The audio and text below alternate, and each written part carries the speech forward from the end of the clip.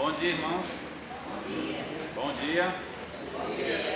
Nós vamos começar a nossa aula dessa manhã. O assunto é bem interessante e compete a todos nós, que é o cuidado com as palavras, certo? Mas antes nós vamos orar, pedir a orientação do Senhor, para que Ele nos fale às nossas mentes e aos nossos corações. Vamos orar? Senhor Deus e Pai, queremos agradecer a oportunidade que temos de mais uma vez estarmos em Tua casa para Te cultuar e para aprender mais a Tua palavra. Queremos pedir a Tua direção essa manhã, para que a Tua palavra venha falar aos nossos corações e às nossas mentes, e que tenhamos o desejo de ser transformados por ela e colocarmos em prática os Teus princípios para a nossa vida. Seja abençoando todos que estão presentes aqui, que estejam atentos. Também lembramos das pessoas que não estão conosco por diversos motivos, alguns por motivo de doença, e o Senhor esteja abençoando suas vidas e trazendo conforto e trazendo a bênção do Senhor sobre as suas vidas também. Muito obrigado por esse tempo juntos, em nome de Jesus. Amém. Ok, então nós vamos falar sobre o cuidado com as palavras e vamos basear o nosso estudo hoje no livro de Tiago, na carta de Tiago, capítulo 3, a partir dos versículos 2 até o versículo 12, ok? Creio que esse é um assunto bem interessante porque, como o próprio Tiago fala, é um assunto que todos nós precisamos cuidar, porque fatalmente, em algum momento da nossa vida, nós podemos pecar por causa das nossas palavras. Então, eu quero convidar que vocês abram suas Bíblias, então, em Tiago capítulo 3, nós vamos fazer essa leitura.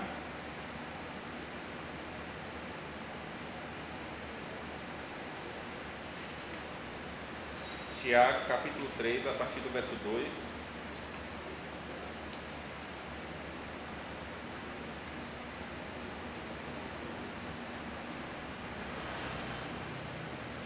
Então diz assim a palavra de Deus: todos, a partir do verso 2, todos tropeçamos em muitas coisas. Se alguém não tropeça no falar, esse homem é perfeito e capaz de refrear também o seu corpo inteiro. Se colocamos freios na boca de cavalos para que nos obedeçam, então conseguimos dirigir-lhes o corpo todo. Vede também os navios, que, embora tão grandes e levados por ventos impetuosos, são conduzidos por um pequenino leme para onde o timoneiro quer. Assim também a língua é um pequeno membro do corpo, mas se gaba de grandes coisas. Vede como um grande bosque é incendiado por uma faísca. A língua também é um fogo. Sim, como um mundo de maldade, ela é colocada entre os membros do nosso corpo, contamina todo o corpo e põe em chamas o curso da nossa existência, sendo por sua vez posta em chamas pelo inferno. Pois toda espécie de feras, aves, répteis e animais marinhos doma-se e tem sido domada pelo gênero humano, mas nenhum homem pode domar a língua. É um mal que não se pode conter, está cheia de veneno mortal. Com a língua bendizemos o Senhor e Pai, e com ela amaldiçoamos os homens feitos à semelhança de Deus. Da mesma boca procedem a bênção e a maldição. Meus irmãos, isso não deve ser assim. Será que da mesma fonte podem jorrar água doce e água amarga? Meus irmãos, acaso uma figueira pode produzir azeitonas ou uma videira figos? Tampouco uma fonte de água salgada pode dar água doce. Até aí, na verdade, esse é um texto que por si só já é autoexplicativo. Mas vamos entender mais algumas coisas relacionadas à questão da língua. Em primeiro lugar, é preciso que a gente entenda que essa carta foi escrita por Tiago, e quando se fala em Tiago, não é o apóstolo Tiago. O apóstolo Tiago foi morto, já tinha sido morto em Jerusalém. Essa carta é escrita pelo irmão ou meio-irmão de Jesus, que também é filho de Maria, e esse Tiago foi um dos líderes da igreja em Jerusalém. O objetivo dessa carta de Tiago era mostrar a questão da prática cristã. Em nenhum momento a gente vê que ele está desprezando a fé. Na verdade, é até ao contrário. Ele está colocando a questão da prática como evidência da fé. Então essa carta ela foi escrita para as 12 tribos que estavam dispersas por todo o Império Romano, e tem como finalidade isso, a questão da prática cristã.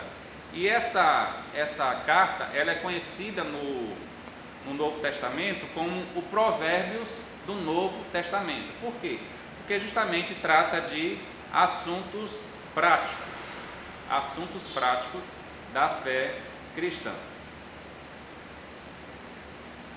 Então, a gente vai ver no cerne dessa carta, no centro, e como talvez o desejo principal, é o quê? É mostrar que se você diz que tem fé em Cristo, você precisa evidenciar diante dos homens a sua fé. Então é aí que entra a questão das boas obras, que é tanto falada na carta de Tiago.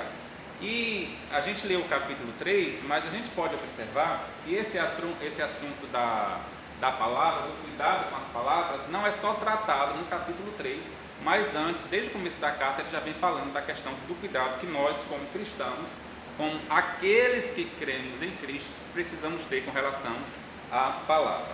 Vamos voltar para o capítulo 1, versículo 19. Então ele diz assim: meus irmãos, tende certeza disto, todo homem deve estar pronto a ouvir, ser tardio para falar e tardio para se irar. Então, ser tardio para falar. Então, ao mesmo tempo que ele coloca a necessidade que temos, que todo homem tem, de estar sempre pronto para ouvir, ele coloca como mesmo peso a necessidade que temos de quê? Falar menos, de esperar para falar, de ouvir melhor, de entender melhor o que está acontecendo, para só assim depois a gente pronunciar algumas palavras. Versículo 26 desse mesmo capítulo diz assim, capítulo 1: se alguém se considera religioso e não refreia a sua língua, engana seu coração e sua religião é inútil. Então, parece que não está indo ao encontro do que é ser cristão. Então, se você é cristão, se você é religioso, e todos nós somos religiosos, e nós o que? Não refreamos a nossa língua, se nós não freamos a nossa língua, então a nossa religião, tudo que nós estamos professando diante dos homens está sendo inútil. Então é algo muito sério quando a gente trata dessa questão do cuidado que nós devemos ter com as palavras, porque fatalmente a gente pode errar nela. Vamos ler também vamos ali para Provérbios, capítulo 18, que também trata muito do assunto do cuidado das palavras. Alguém lê para mim, capítulo 18, versículo 21, Provérbios 18, 21. A língua tem poder sobre a vida e sobre a morte. Os que gostam de usá-la poderão do seu fruto. Muito bem, a minha versão diz assim: a morte e a vida estão em poder da língua.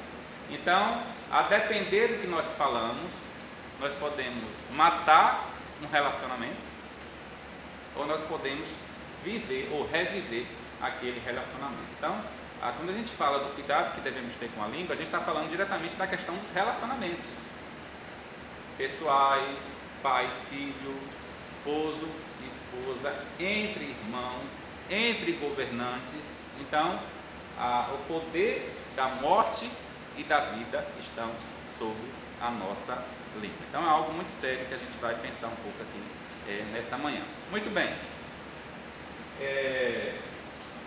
6 coisas o Senhor odeia e a 7ª a sua alma abomina. Provérbios 6, esse texto está em Provérbios 6, no versículo 17. Está dando para ler, eu sei que a letra está um pouquinho pequena, mas vamos pensar então nessas 6 coisas que o Senhor odeia e a 7ª que o Senhor abomina. Dentre essas 7 coisas que a gente vê aqui, que Deus rejeita completamente, 3 desses pecados estão ligados à questão da língua. Então, a primeira coisa que Deus odeia são olhos altivos. O que seriam olhos altivos? É a questão da soberba, é você olhar para as pessoas de cima e com um ar superior, se achando superior. Língua mentirosa é aquela língua, aquela pessoa que mente, e a Bíblia diz que aquele que mente aborrece a Deus. Terceira coisa, mãos que derramam sangue inocente. É algo que Deus odeia, mãos que derramam sangue inocente. Quando a gente pensa nisso, eu penso na questão de aborto. Quantos abortos são feitos todos os dias no Brasil e no mundo? Então são mãos que estão matando o quê? Derramando sangue de inocentes. Então é algo que Deus odeia. Coração que maquina pensamentos viciosos, ou seja, um coração que fica lá pensando em coisas erradas e alimentando coisas erradas na mente, coisas que não glorificam a Deus, pecados viciosos que já fazem parte da essência da nossa vida. 5. Pés que se apressam a correr para o mal. A pessoa não só pensa, mas ela corre, apressadamente para praticar o que é errado. 6. A testemunha falsa que respira mentiras. É aquela pessoa que inverte os fatos. Ao invés de falar a verdade, ela acaba falando sempre a mentira. E 7, e aí no caso, a coisa que a alma de Deus abomina, qual é? O que semeia contenda entre irmãos.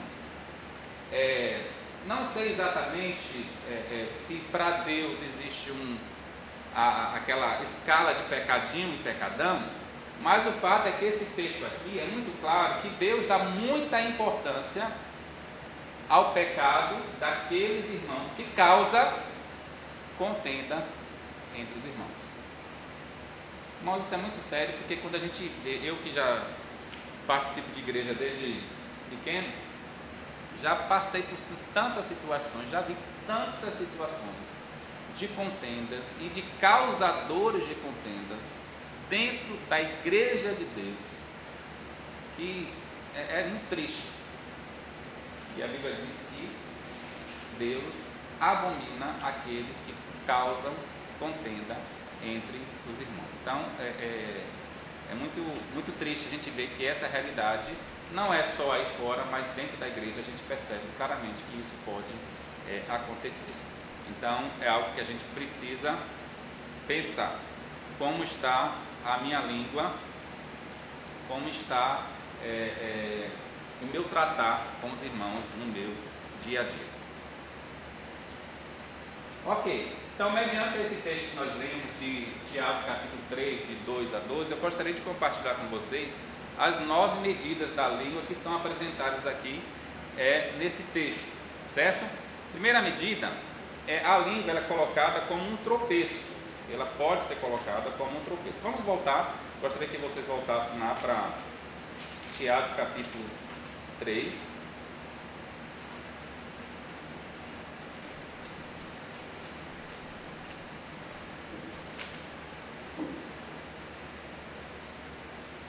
Então, a língua como tropeço. Todos tropeçamos em muitas coisas. Se alguém não tropeça no falar, esse homem é perfeito e capaz de refrear também o seu corpo inteiro. Então, é interessante que Tiago ele é muito honesto, ele é muito sincero quando ele fala, todos nós tropeçamos. Ele se inclui nisso. Ele se inclui nisso. E isso é verdade. Nós também precisamos ser honestos. Todos nós tropeçamos no falar. Em que situações, eu gostaria que vocês falassem agora, em que situações nós podemos tropeçar no falar com os nossos irmãos ou com os nossos relacionamentos? Ou se alguém não tropeça, fala, eu nunca tropecei, aí pode também, não tem problema.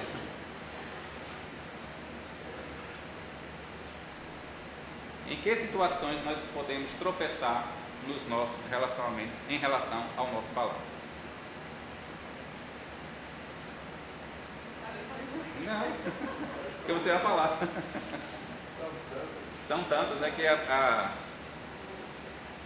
Bom, eu trouxe aqui para vocês algumas, né? Quantas vezes falamos quando deveríamos estar calados? É verdade?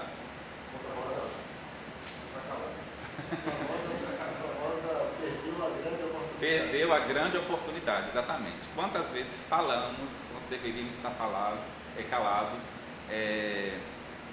a gente acaba atiçando algo a mais naquela situação que já está tão difícil e você lá colocando lenha na fogueira, como se diz, né?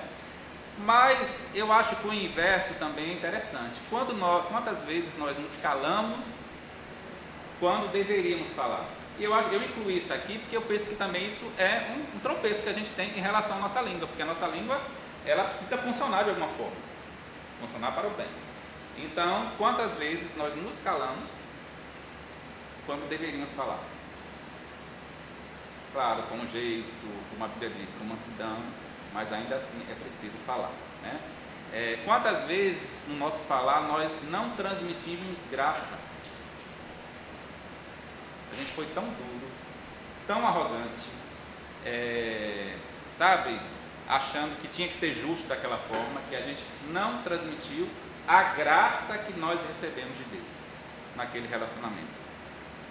Quantas vezes as nossas palavras não trouxeram edificação? O que é edificação? É construir algo. Edificação é construir, é subir degraus. E quantas vezes o nosso falar foi tão torpe, tão chulo, tão sem nexo e sem propósito, que não trouxe nenhuma e nada que pudesse se aproveitar naquela conversa. Então, para aqueles que estavam tentando lembrar de algumas situações, então, muitas das situações nós tropeçamos no falar. E a ideia aqui não é exatamente daquele tropeção que você dá por um momento, mas é a questão de você perder o equilíbrio. É você perder o equilíbrio no momento da sua fala. Então, irmãos, a língua ela pode realmente tornar-se um tropeço quando não falamos corretamente, não falamos no momento certo. Então a gente precisa cuidar. O Carlos quer falar, né? Pode falar. Pode falar. Então, esse seria então a primeira medida da língua aqui exposta por Tiago. A segunda medida é a questão do freio. Para que serve o freio?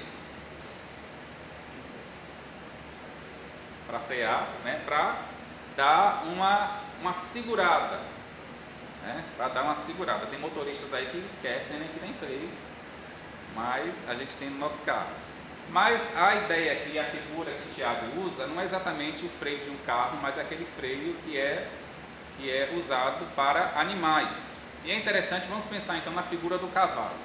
O cavalo é um animal que tem uma força violenta, né? A gente nem consegue chegar ao, 10% da força que um cavalo tem. É verdade? Mas se você coloca um freio no cavalo, até uma criança que está guiando o cavalo vai poder guiá-lo no caminho que ele quer. Não é verdade? Estou errado, gente? Vocês que são Ari, Kécio, Roberto, são os mais velhos, né? Então, não é exatamente assim? Quando a gente coloca o freio num bicho que é tão forte, e o freio não é algo tão grande assim, mas é colocado, então você consegue conduzir. O cavalo obedece aquele caminho. A nossa língua, quando nós colocamos o freio, nós podemos então dirigir a nossa vida e ela pode ser canalizada para algo bom. Mas o que acontece, infelizmente, é que nós não colocamos freio na nossa língua. Na verdade, uma das características do fofoqueiro é não ter freio. É falar o tempo todo, é falar sem pensar. Mas talvez você esteja pensando, mas eu não sou fofoqueiro. Mas em algum momento a gente acaba não colocando esse freio na nossa língua quando deveríamos colocar. Então é interessante que no primeiro momento que a gente lê esse texto, a gente pensa nesse freio, que a língua freia a nossa vida. Não é justamente o contrário. Quando a gente coloca o freio na nossa língua, a gente consegue conduzir a nossa vida por um caminho que é correto. As nossas palavras elas vão ser corretas. As nossas posições vão ser corretas. Então a gente pode canalizar a nossa língua para algo que é bom e não se acostumar e se conformar que a minha língua é assim e não tem jeito. Não. Ela pode ser freada e esse freio deve ser colocado por nós. Também, em Tiago fala que a língua, ela é como um leme. E da mesma forma que o freio ele tem essa função de direcionar, é justamente a mesma característica que o leme tem. A partir do leme, o timoneiro vai conduzir o quê? O navio para onde ele quer. Da mesma forma que o cavalo é algo forte, imaginem o tamanho de um navio e comparado ao navio, o leme é um objeto muito pequeno.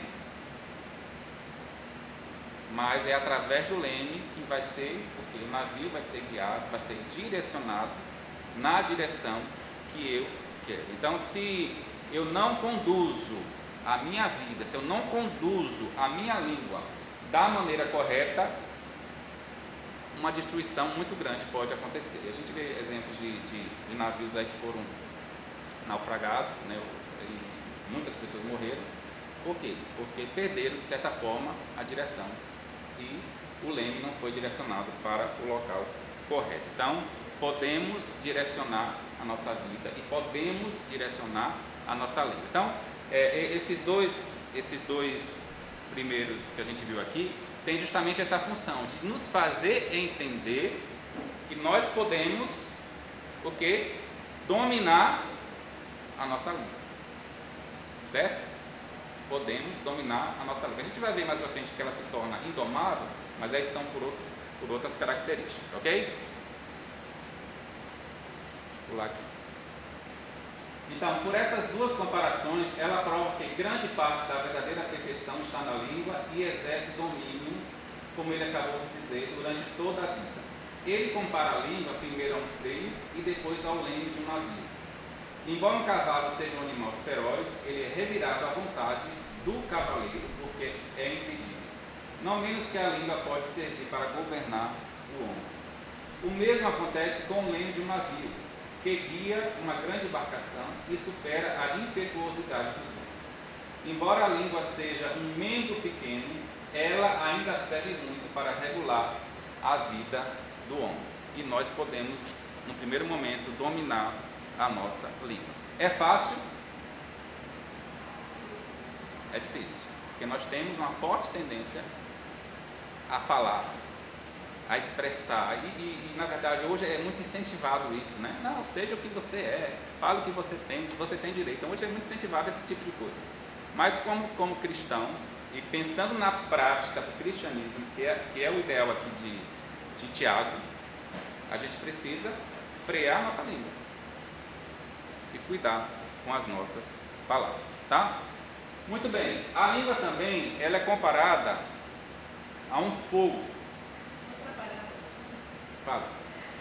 Eu acho que vai muito também da nossa...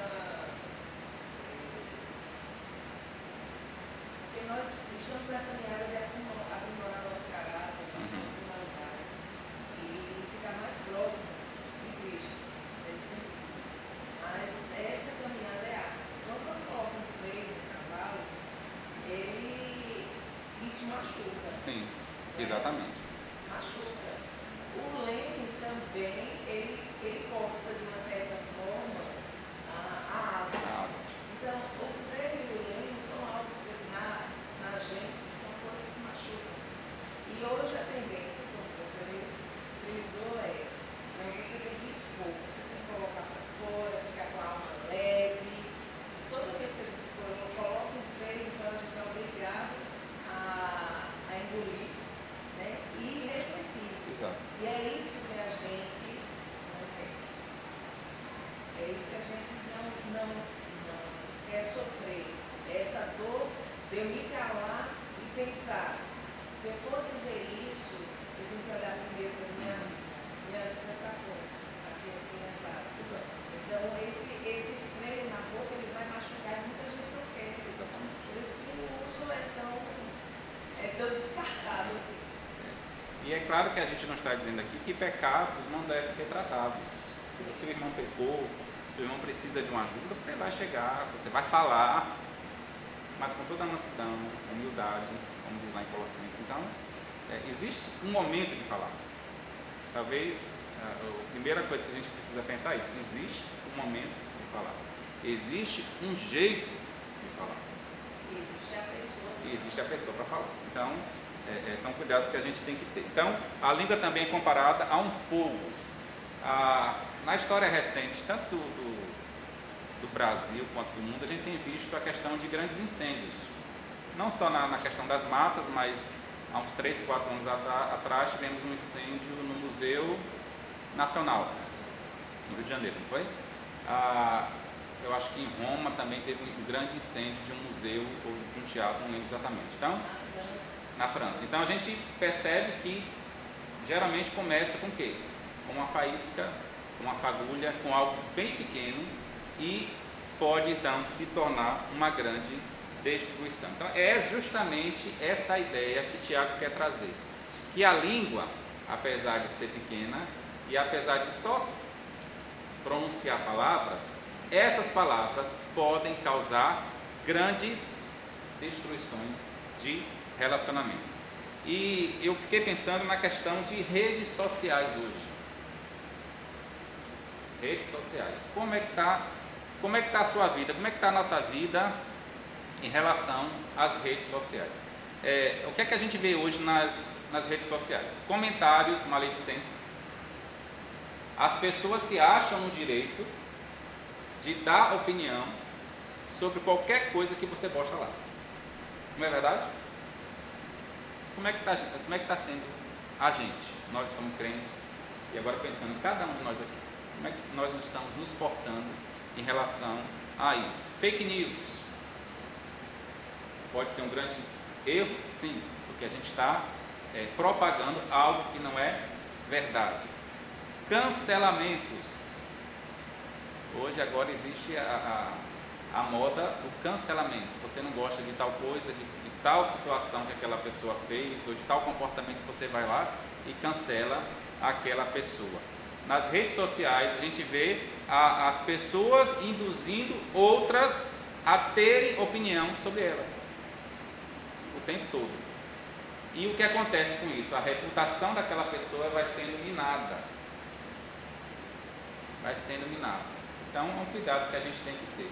A língua, ela é como fogo. E um pequeno comentário pode destruir completamente uma situação e a gente precisa cuidar. Rogério, acho que agora está muito ligado ao julgo. Sim. O julgar. Exato. Você tem o seu entendimento, mas muitas vezes você não tem a razão. E aí você acaba julgando. E às vezes até você tem a razão e você perde a razão quando você fala. Então é algo que a gente tem que pensar o tempo todo. Porque às vezes eu até tenho razão. Eu deveria realmente falar aquilo, mas a maneira como eu falei me fez perder completamente a razão. Então a gente precisa cuidar. A língua também ela é tratada aqui como algo indomável. Nos primeiros versículos a gente falou que a gente pode domar a nossa língua, mas aqui ela é tratada como indomável por quê? Porque eu já não domei, ela já se tornou um fogo consumidor e a partir daí ela perde totalmente o controle. Então, se eu tinha algum controle, se eu deixar a língua falar o que quer, na hora que quer, no momento que quer, então ela pode se tornar indomável. E aí, irmãos, a gente precisa se analisar. E eu posso confessar para os irmãos que muitas vezes eu fico com vergonha daquilo que eu falei.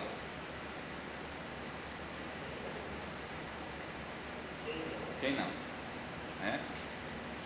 Falei no momento errado, às vezes debaixo de uma emoção que está à flor da pele e não deveria ter falado aquilo. E às vezes nós contribuímos para que outros sejam mal falados. É alguém que chega para falar de Dani para mim e eu não sou um pacificador. Vai falar, é porque você não sabe daquilo que Dani fez. Você só sabe disso aí, dessa parte. E aquilo outro que ela fez é muito pior.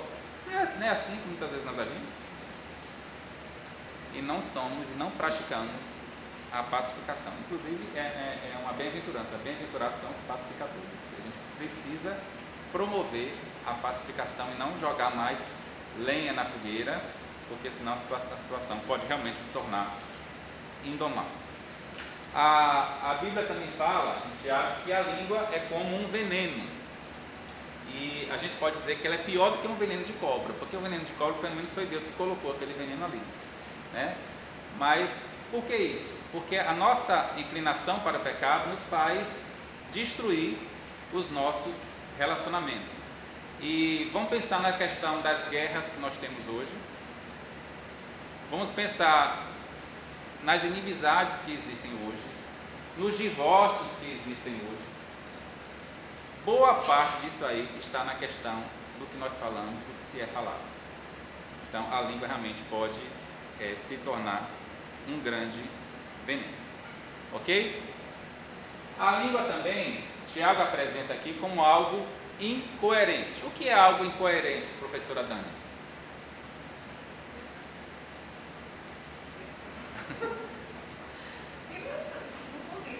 Não condiz com o que você está falando. E por que algo incoerente? Porque aqui fala assim: pode da mesma boca proceder bênção e maldição. Irmãos, eu fiquei pensando muito nisso e fiquei, meu Deus, quantas vezes a gente sai da igreja, está lá louvando a Deus, né, vindo para adorar-te, precioso irmão és para mim, e a gente nem espera sair na porta da igreja, e muitas vezes dentro do pátio da igreja nós falamos mal do irmão. Aquela mesma boca que procedeu bênção para Deus é a mesma boca que procede maldição para o irmão. A mesma língua que eu louvo a Deus, eu falo mal do irmão. Então, a incoerência está aí. A incoerência está aí.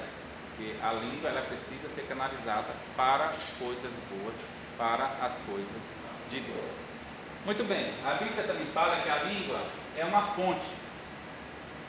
A fonte, nós sabemos, é onde se brota a água, e a gente se pergunta, que tipo de água está sendo brotada de nós? Lá fala sobre a água boa e a água ruim, a água potável e a água salobra. Que tipo de água está sendo produzida dentro de nós? E quando a gente fala desse tipo de água, é algo que sai de nós para os outros, para as outras pessoas. Então a gente precisa rever isso e saber se eu estou brotando águas boas ou águas ruins. E também, por último, a Bíblia é colocada como fruto. E também vale a pergunta: as minhas palavras estão produzindo frutos bons ou frutos ruins? Uma coisa a gente precisa ter em mente: elas vão sempre produzir frutos. As nossas palavras, elas não ficam no nada. Elas vão produzir frutos, ou frutos bons ou frutos ruins. Que tipo de frutos nós estamos produzindo? Abram a Bíblia de vocês nesses três textos, tá? Alguém Provérbios 3, 2 e 3, outro Provérbios 17, 27 e outro irmão Provérbios 15, versículo 2. Como nós falamos, o livro de Provérbios também tem muitos conselhos com relação ao nosso falar. Alguém leia Provérbios 3, 2 e 3.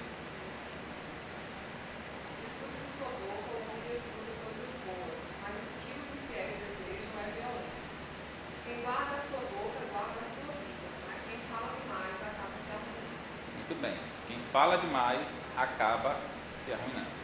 Muito bem. Provérbios 17 e 27. Que possui conhecimento guarda as suas palavras. O homem de entendimento é precioso espírito. Muito bem. Então, é interessante como a questão do cuidado com as palavras, o cuidado com falar está muito ligado à questão da sabedoria. Eu me torno uma pessoa sábia também quando penso no que vou falar. Eu me torno uma pessoa sábia também quando sei o momento de falar.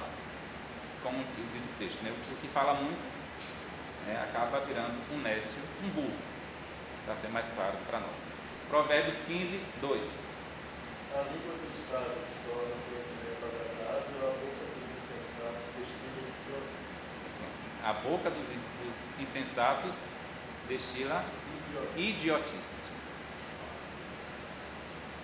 Então, precisamos pensar naquilo que estamos falando. Muito bem, a gente trouxe esses conceitos aqui, mas eu gostaria agora que a gente pensasse de maneira prática, porque a gente fala sobre falar, sobre cuidado com falar, mas eu gostaria de dar nome a esses pecados da língua, tá? Porque existem vários pecados da língua. Eu gostaria que você tivesse agora 2 minutos, cada um agora pensasse em quais pecados existem com relação à língua.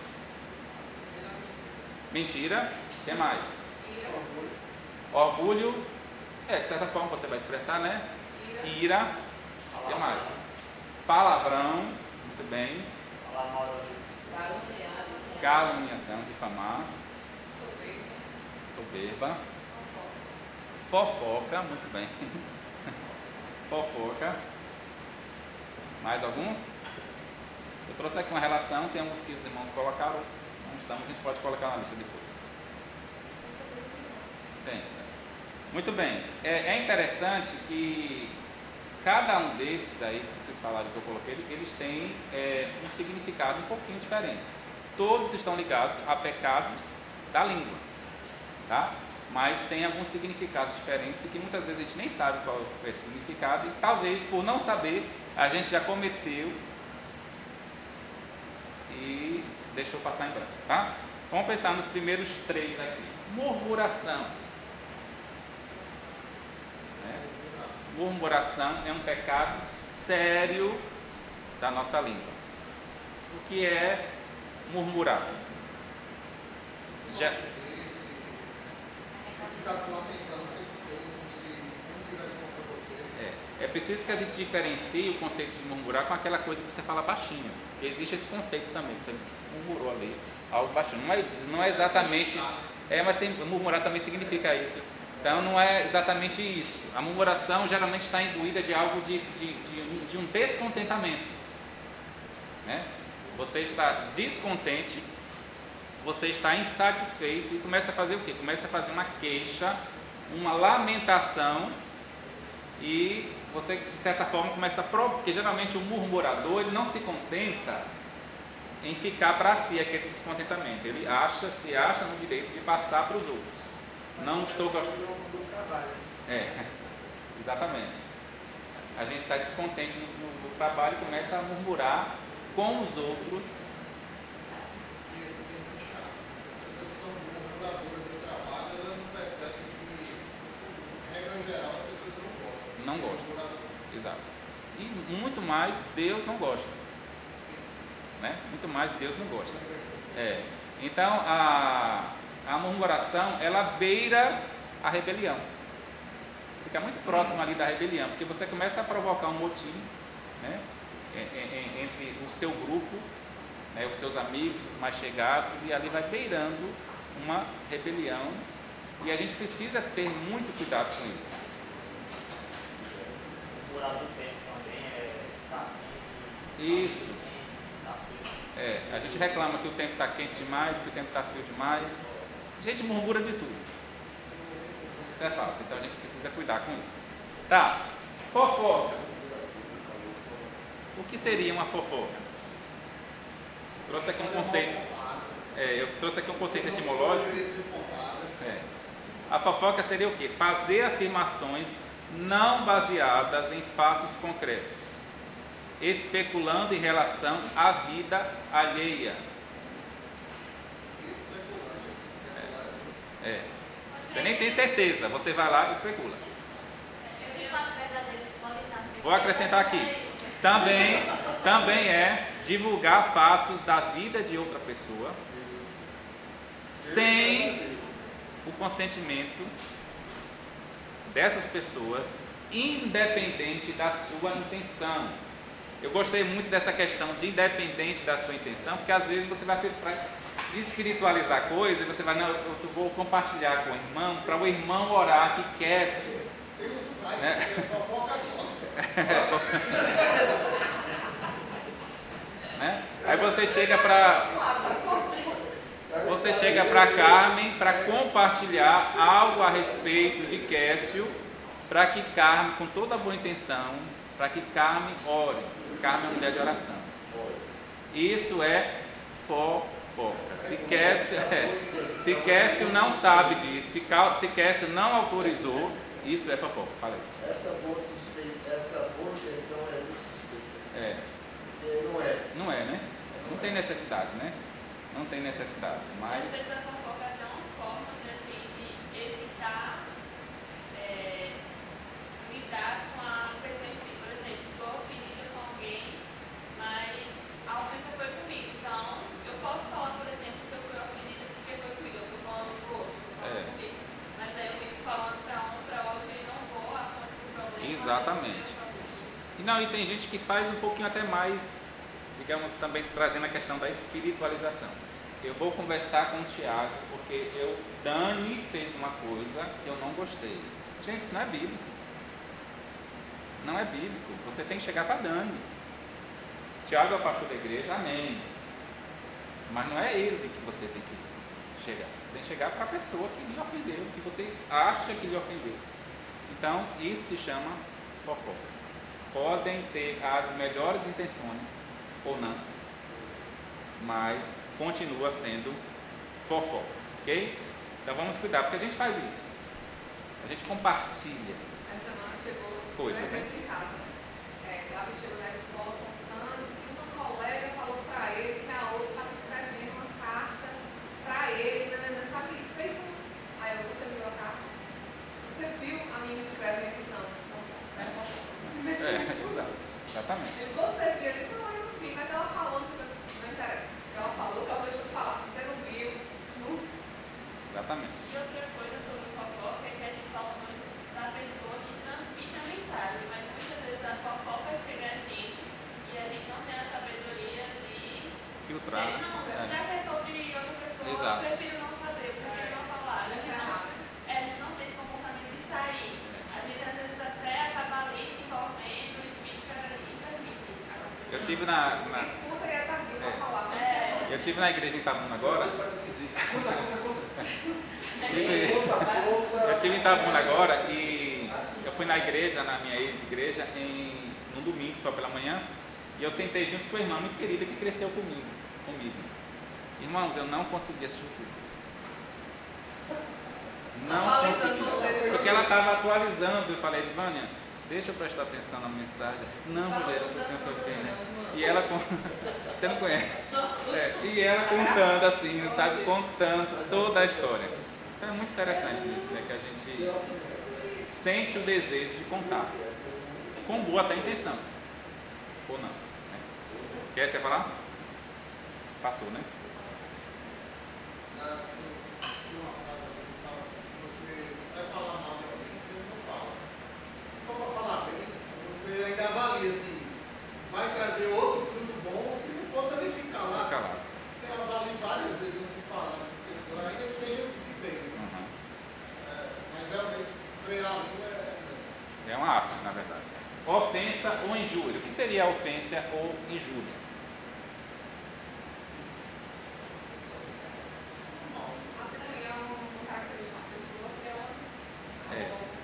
Então, lá no dicionário tem assim, desonrar uma pessoa na presença dela. Isso é interessante.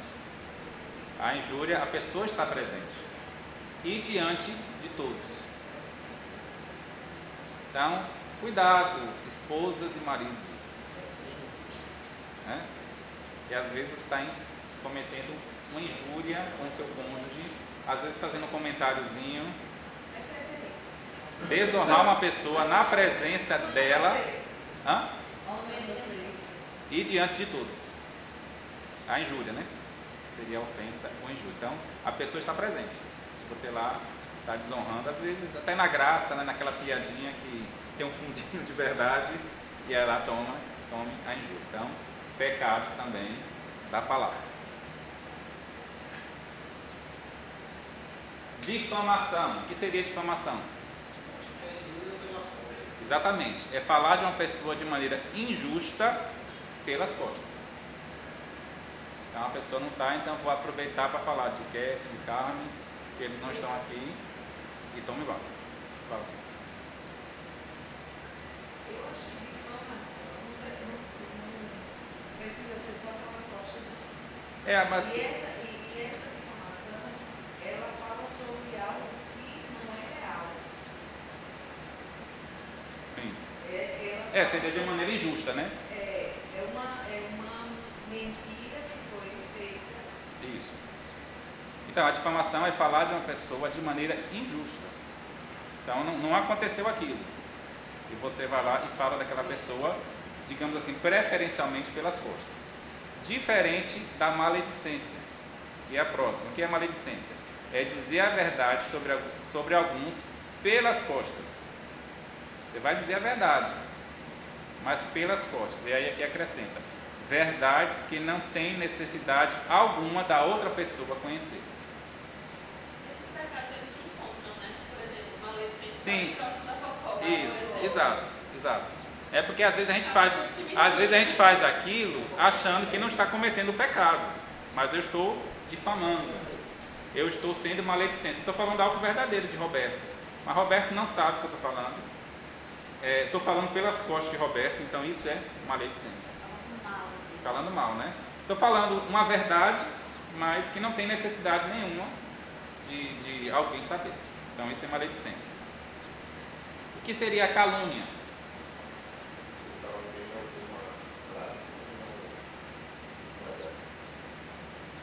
Aqui tem assim: afirmação falsa que ofende a reputação de alguém.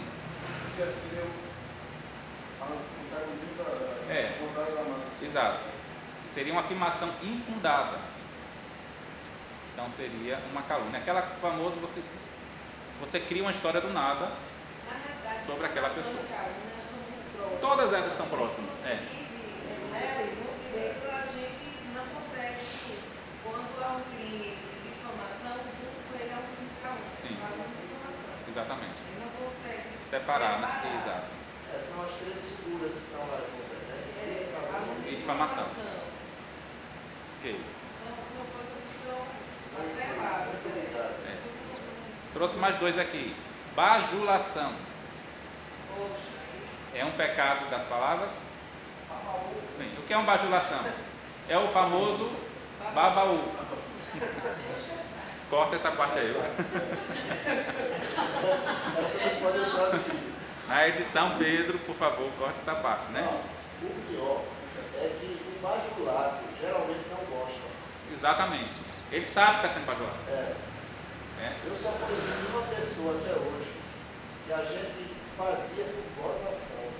Bajulava o camarada e o camarada gostava. Eu conheci uma figura. Mas você sabe que o bajulado é interessante. Ele não gosta, mas ele se aproveita. Sim, também tem isso. Ele se aproveita do bajulador. É. Ele se aproveita, mas ele sabe que está sendo falso. Ele sabe que o bajulador está esperando algo em troca, porque geralmente o bajulador tem isso. Ele não faz na espontaneidade, ele faz porque ele quer algo em troca, uma promoção, sei lá, um reconhecimento. Então é feito dessa forma. Então é muito comum também, mas é um pecado também que a gente precisa cuidar. E finalmente o pecado da mentira, que a mentira é a falta da verdade. Irmãos, e não existem mentirinhas. Mentira é mentira. Falso testemunho está aí. Está aí também. Né? Então mentira é mentira. Então ela pode se tornar um grande pecado das nossas palavras, tá? Então eu queria pensar justamente nisso, nessas questões dos nomes dos pecados. Porque quando a gente pensa em pecado de palavras, a gente pensa de forma geral, mas eu queria trazer um pouco mais para a nossa realidade, daquilo que a gente sabe que em algum momento da nossa vida a gente vai praticar ou um ou outro. Muito bem. É interessante que Tiago, lá no versículo 10, se eu não me engano, encerra dessa forma: não é conveniente que seja assim. Ou seja, a língua é um fogo, a língua é um veneno, a língua ela pode perder completamente o domínio, e você pode perder o domínio dela? Pode. Mas Tiago fala assim: não é conveniente que seja assim. A gente precisa cuidar e não se conformar que a língua é algo muito forte, mas ter em mente que a gente precisa mudar essa situação. Eu gostaria de trazer alguns exemplos para vocês, bíblicos, rapidinho. Alguém abra em 1 Timóteo 5, de 11 a 13. Vou pedir para Ari ler esses versos. 1 Timóteo 5, de 11 a 13. O Kécio abra em Atos 5, de 1 a 4. 1 Timóteo 5, de 1 a 13. Só alguns exemplos dos pecados da palavra. 1 a 3. 1 a 3. Não repreenda duramente o ancião, mas admoesta-o como a um pai. Aos jovens como a irmãos. Às senhoras como a mães. Às moças como a irmãs, com toda a pureza. Honra as viúvas, aquelas que são verdadeiramente viúvas. Até o 4. Lê o 4. 4. Se, porém, alguma viúva tiver filhos ou netos, estes aprendam primeiramente a exercer a piedade para com a própria família e a recompensar os seus progenitores, pois isto é agradável diante de Deus. Muito bem. Você leu qual texto? Eu li 1 Timóteo 5. Não, eu errei aqui. 1 Timóteo 5, de 11 a 13. É porque tem outro 5 aqui. 11 a 13. 11 a 13? Isso.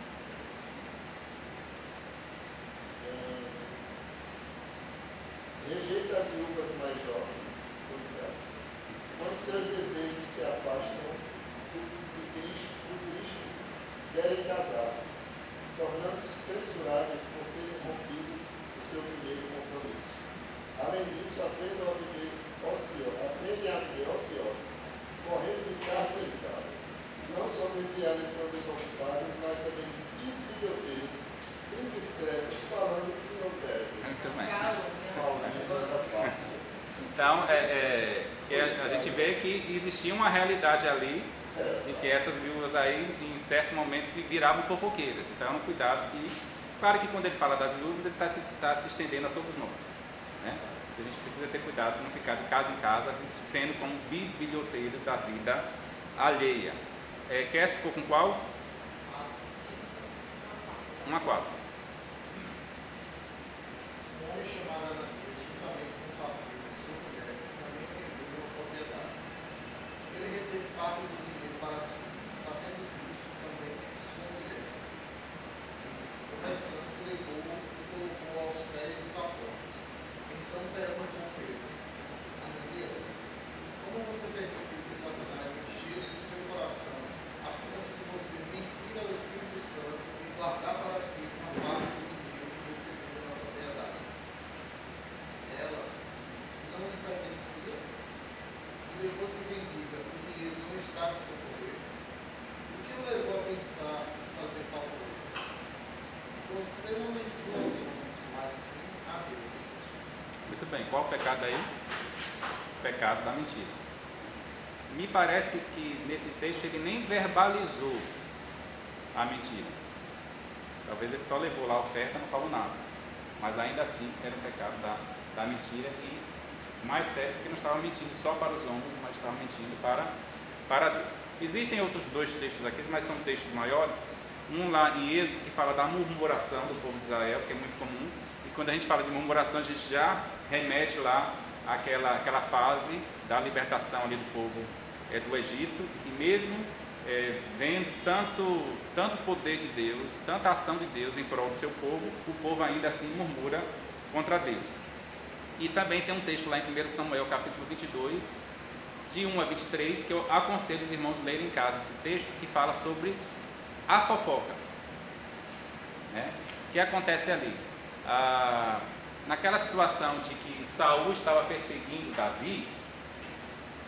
Davi fugindo de Saul, então encontra um grupo de sacerdotes que oferece então alimento para Davi. E Davi então come ali aquele alimento, que era um alimento sagrado, entre aspas, e essa fofoca então chega até Saul. E o que é que Saul faz? Quem lembra da história? Saul mata todos os sacerdotes. Se eu não me engano, eram 80 sacerdotes, 70, 80. E quando a gente fala desses 70, 80, no entojo está todos os familiares. e até o gado é morto por causa de uma fofoca. Então veja como a situação é muito grave. Realmente a fofoca e a falta de cuidado com as palavras pode matar relacionamentos. Então qual o conselho bíblico mediante a tudo isso? Como nós devemos cuidar com as nossas palavras? Para finalizar, Efésios 4, versículo 19, lembrando que nós estamos tratando nessas semanas aqui na escola bíblica sobre a questão da ética cristã. Qual deve ser a nossa ética em relação às palavras? Um texto muito conhecido que diz: não saia da vossa boca nenhuma palavra que cause o quê? Destruição, mas somente a que seja o quê? Útil para edificação, de acordo com a necessidade, a fim de que comunique graça aos que ouvem. Sei que tem outras versões diferentes, mas eu gosto particularmente dessa. Está errado? Espera ainda que eu vou dizer agora. Procure a gente na internet qual é o texto. Não saia da vossa boca nenhuma palavra que cause destruição, mas somente a que seja útil para edificação, de acordo com a necessidade, a fim de que comunique graça aos que ouvem. Alguém achou?